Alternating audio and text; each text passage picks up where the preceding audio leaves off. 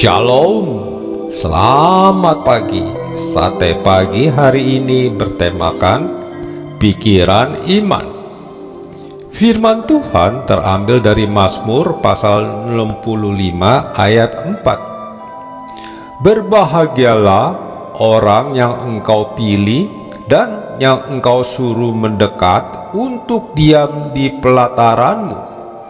Kiranya kami menjadi kenyang dengan segala yang baik di rumahmu, di bait-Mu yang kudus. 2 tahun lalu saya mengkredit mobil dengan memakai nama teman saya sebagai penjamin.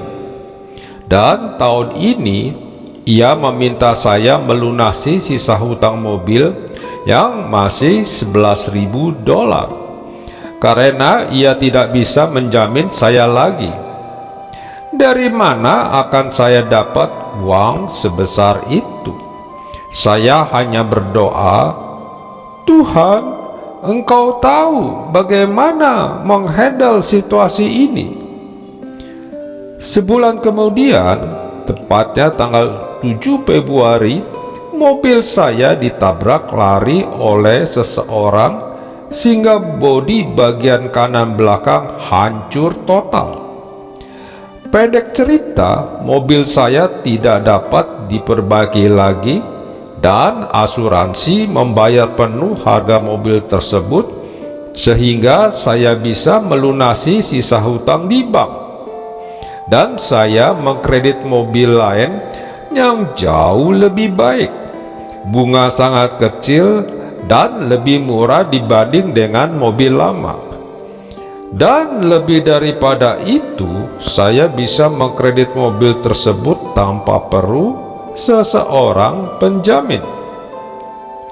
Tidak pernah terpikirkan oleh saya bahwa hit and run adalah rancangan spektakuler Tuhan untuk menutupi hutang mobil di bank.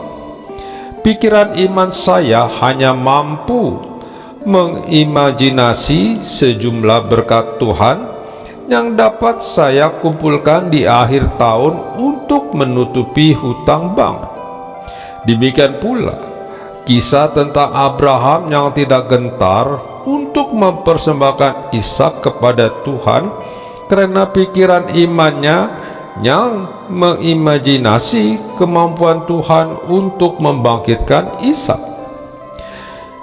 Kitab Ibrani mencatat pikiran Abraham ini karena ia berpikir bahwa Allah berkuasa membangkitkan orang-orang sekalipun dari antara orang mati, dan dari sana ia seakan-akan telah menerima kembali.